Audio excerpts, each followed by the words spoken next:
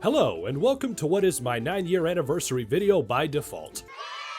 So, a few years ago, I took a look at Laylee. While I really appreciated their attempt at making an homage to old school 3D platformers, I really couldn't shake the feeling that I was just playing another Banjo-Kazooie.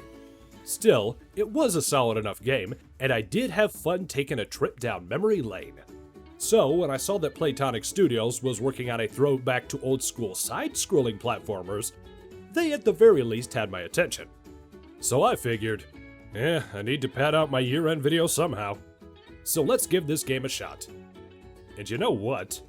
It is a really solid platformer. So let's take a look inside this book and break this game down. So this time around, Yooka and his friend Laylee once again must stop the evil Capital B. This time around, he's created a mind control device that is controlling all of the bees in the kingdom. This device is called the Hive Mind. So, our heroes are tasked by the Queen Bee to stop Capital B and restore order to the Royal Stingdom. If these puns are bothering you now, you won't make it 12 seconds in this game. But it gets worse. The Queen's Royal Battalion are taken over by Capital B. Without them, you'll have no protection from the obstacles in the titular Impossible Lair. So it's up to Yooka and Laylee to free the battalion, explore even more books, and defeat Capital B once again.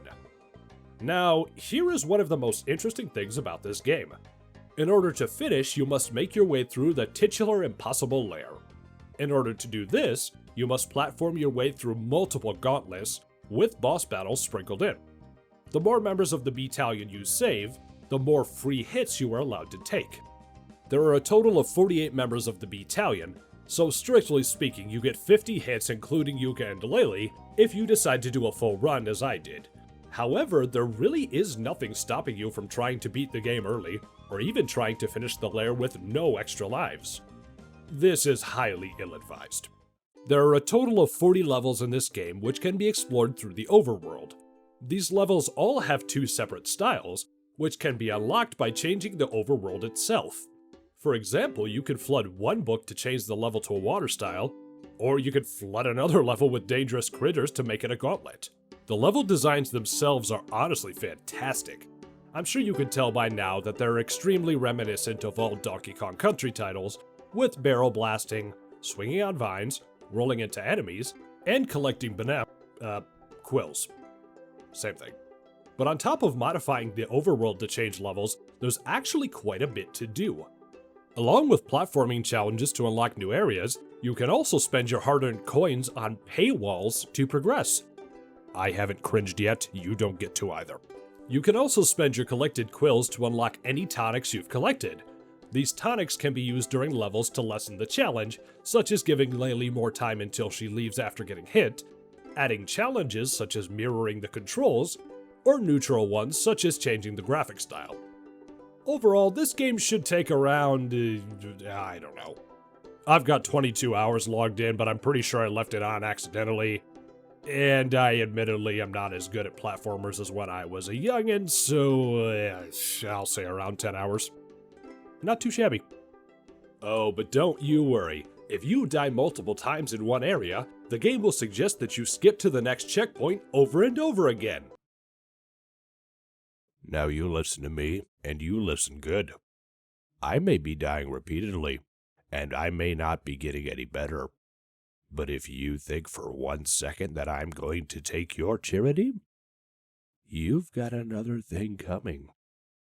Now for the reviewing. The art style of this game is not only delightful, but the graphics are also, let's go with delightful. The bright, vivid colors, along with the almost clay-like visuals, create a truly wondrous experience. This extends to the levels, obstacles, overworld, and even the backgrounds. The controls themselves are extremely tight. I don't think I've played a platformer this responsive since Cuphead. This not only makes for a very enjoyable experience, but it also gave me confidence once I started dying more often in the later levels. I knew on some level that if I kept at it, I could beat the levels. Which, on another level, kind of irked me that I couldn't blame the game for my failures. Now the music. That is some prime stuff right there. Given a large portion of the team that made this game used to work for Rare, there were multiple tracks that immediately made me begin reminiscing of the olden days. Some tracks straight up sounded like Viva Pinata, a few reminded me of Banjo-Kazooie, and this one,